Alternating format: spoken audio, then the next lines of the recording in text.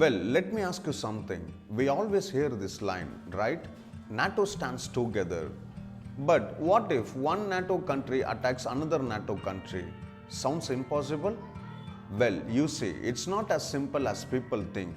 And this question became popular again when Donald Trump talked about Greenland, which belongs to Denmark, and Denmark is also in NATO. So people started asking, does NATO even have a rule for this situation? Let's break this down slowly. First, what is NATO? NATO is the North Atlantic Treaty Organization.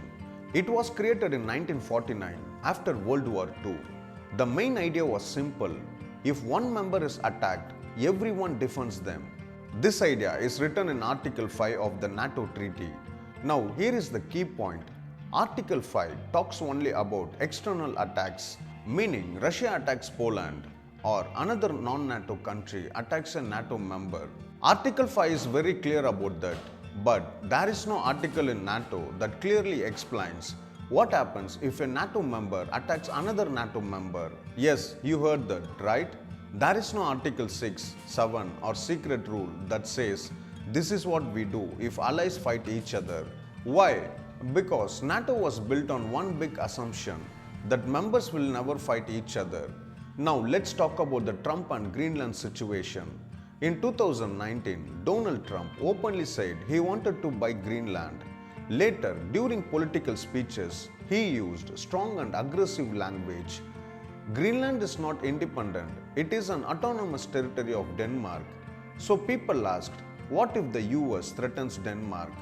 Now legally speaking, if the United States, a NATO member, attacked Denmark, another NATO member, Article 5 would not apply automatically because Article 5 is about defending against outsiders, not internal conflict. So what would happen instead? Well, you see, NATO would go into a political crisis, not a military one. NATO works by consensus. That means everyone must agree. If one member becomes the attacker, that member can block decisions. So NATO cannot easily punish or attack its own member.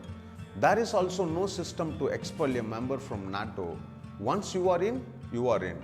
Has this ever happened before? Not fully, but there were close movements.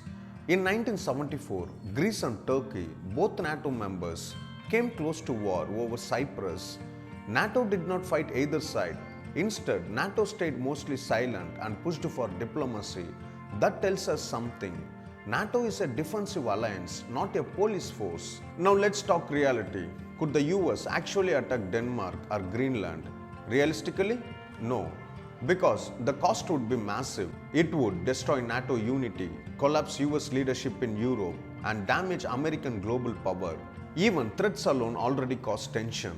That's why later US officials clarified that America respects Denmark's sovereignty.